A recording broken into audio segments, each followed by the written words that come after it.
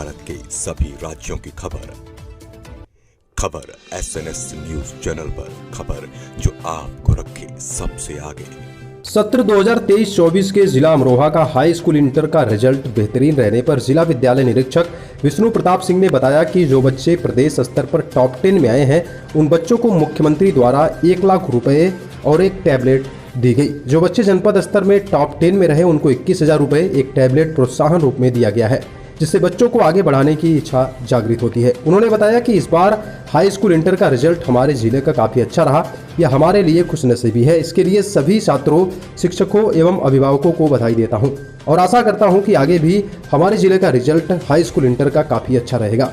जिन विद्यालयों में छात्रों की संख्या कम है तथा शिक्षकों की संख्या अधिक है, उनके बारे में जिला विद्यालय निरीक्षक ने बताया कि ऐसे स्कूलों को चिन्हित किया जा रहा है तथा जिन विद्यालयों में छात्रों की संख्या कम है तथा शिक्षकों की संख्या ज़्यादा, ऐसे विद्यालयों से शिक्षकों का समायोजन किया जाएगा। अमरोहा जनपद का जो अभी 23-24 अभी पीछे परीक्षाएं हुई हैं, बड़ा अच्छा रिजल्ट रहा अमरोहा का। पूरे प्रदेश लेवल पर मैं मानता हूं कई बच्चों का जो है सिलेक्शन, मतलब एक तरह से उनके जो क्वालिटी आई है, मेरिट में उनका नंबर आया है, शायद टॉप 10 में नाम आया है। कैसे ये सब चीज़ें संभव हो पाई, थोड़ा इसके बारे में बताइए।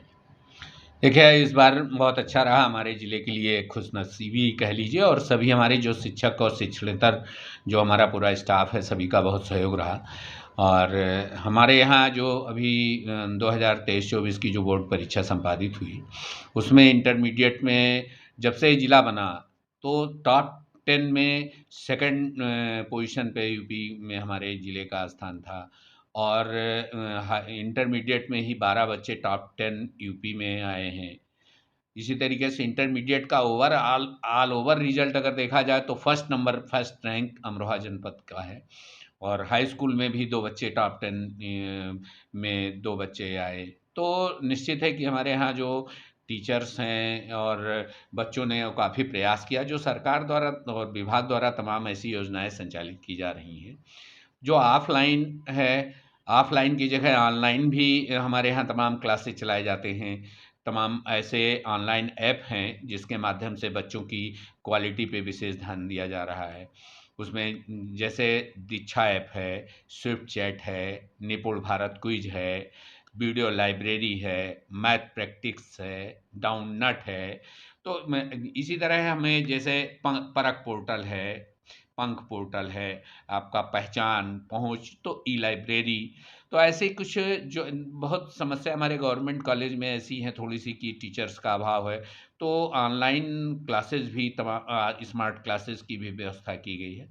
तो सरकार और विभाग इतना प्रयास कर रही है कि माध्यमिक शिक्षा का जो क्वालिटी है वो हमारे जो इंग्लिश मीडियम स्कूल्स हैं उनसे भी बेहतर हो, और निश्चित है कि इस बार बहुत अच्छा रहा है। कुछ कॉलेजों में इतना अच्छा रिजल्ट रहा है, अच्छे बच्चे पढ़ रहे हैं, कुछ कॉलेजों में लगातार जो है नामांकन की में कमी आ रही है, उनके बारे में आप क्या कहना चाहेंगे?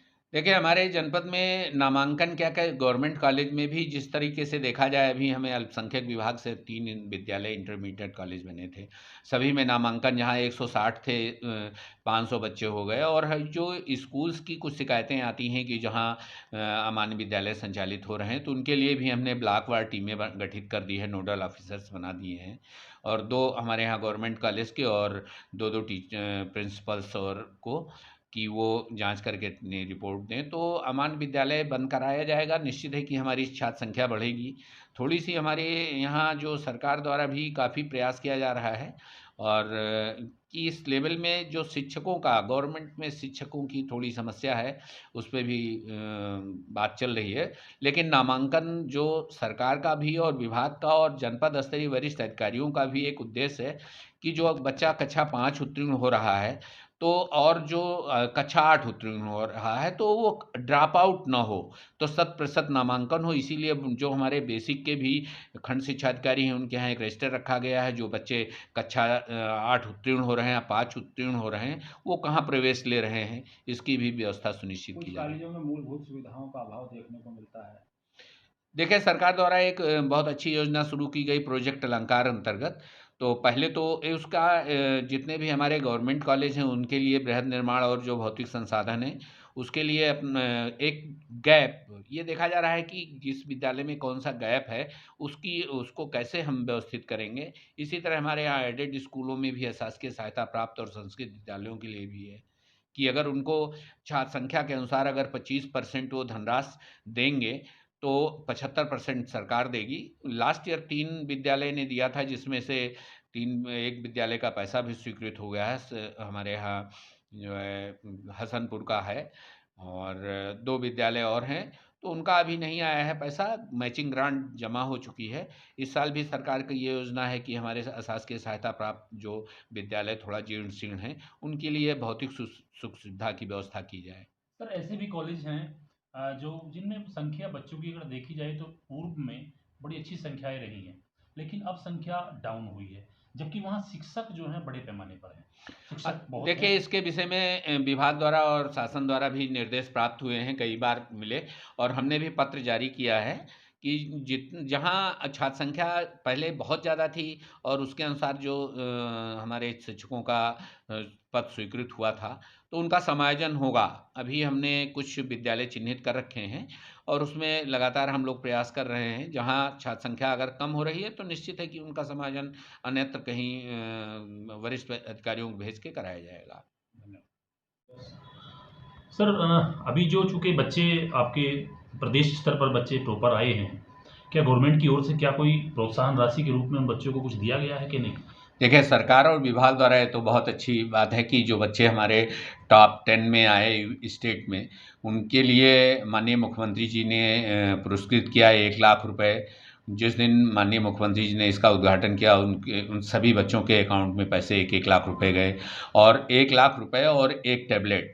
और जो बच्चे हमारे जनपद स्तरीय टॉपर थे, टॉप 10, उन बच्चों को 21,000 रुपये और 1 टैबलेट प्रोत्साहन रूप में दिया गया है, और इसका काफ़ी असर भी पड़ रहा है कि बच्चों में आगे बढ़ने की इच्छा जागृत होती है। जो बच्चे आगे हैं, परीक्षाओं में भी बैठेंगे, उनको ज़ाहिर-सी बात है शायद प्रोत्साहित वो भी होंगे इन चीज़ों से। निश्चित है कि इसका असर पड़ेगा, और हम प्रयास कर रहे हैं कि अगर हमारे जो वित्त विहीन विद्यालय के इतने बच्चे आ रहे हैं, तो हमारे राजकीय के भी और सहायता प्राप्त विद्यालयों के भी बच्चे जो है इसमें पार्टिसिपेट करें और अच्छा अंक लाएँ, जिससे कि माननीय मुख्यमंत्री जी और अन्य पटल से उनको सम्मानित किया जा सके।